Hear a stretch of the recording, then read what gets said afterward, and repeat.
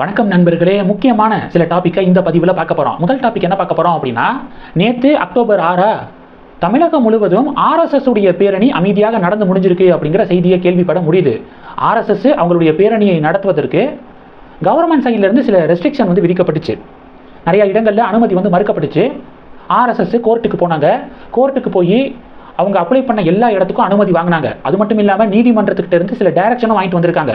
எதிர்காலத்தில் ஆர்எஸ்எஸ் உடைய பேரணிக்கு அனுமதி மறுக்கக்கூடாது அப்படின்னு சொல்லிட்டு கோர்ட்டு டைரக்ஷனையும் வாங்கிட்டு வந்திருக்காங்க அப்படிங்கிற செய்தியை நம்ம ஆல்ரெடி பார்த்துட்டோம் நம்ம சேனலில்.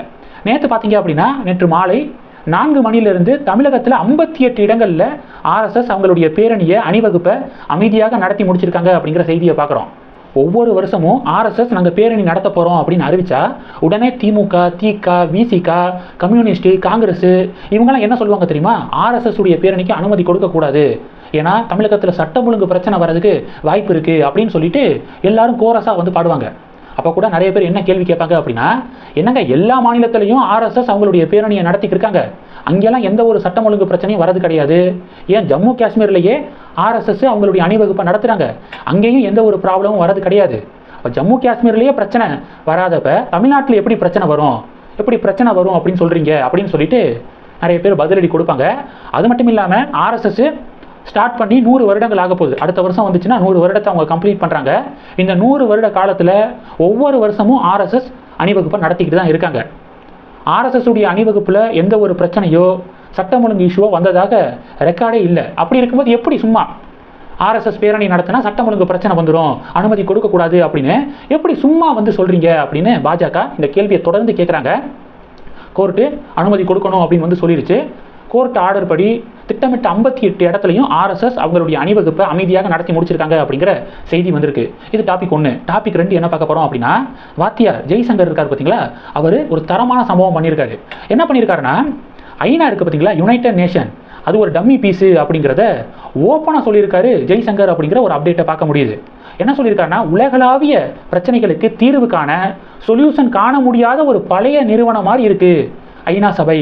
மறுபடியும் சொல்கிறேன், உலகளாவிய பிரச்சனைகளுக்கு தீர்வு காண முடியாத பழைய நிறுவனம் போன்று இருக்கு ஐநா சபை. உக்ரைன் ப்ராப்ளம், மேற்கு ஆசிய நாடுகளுக்கு இடையேயான மோதல், இதை வெறும் பார்வையாளராக உட்காந்து வேடிக்கை மட்டும்தான் பார்த்துக்கிறக்கே தவிர ஐநா சபை அவங்களால எந்த ஒரு சொல்யூஷனையும் கொடுக்க முடியலை அப்படின்னு ஜெய்சங்கர் இறங்கி அடிச்சிருக்காரு.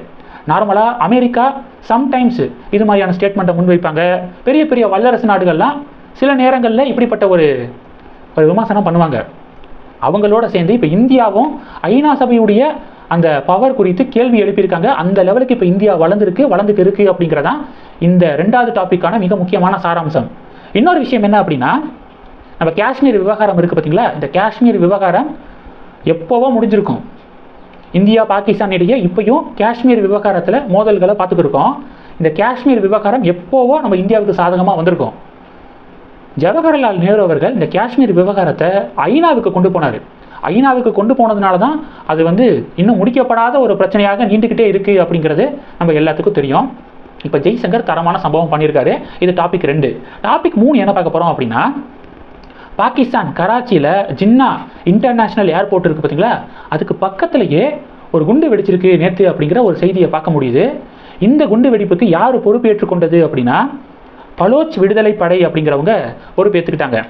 இந்த வெடிகுண்டு தாக்குதலில் 2 சீனர்கள், சைனா நாட்டை சேர்ந்த 2 பேர் இறந்து போயிருக்காங்க. 10 பேர் படுகாயம் அடைஞ்சு இப்போ ஹாஸ்பிட்டலில் ட்ரீட்மெண்ட்டில் இருக்காங்க அப்படிங்கிற ஒரு செய்தியை கேள்விப்பட முடியுது.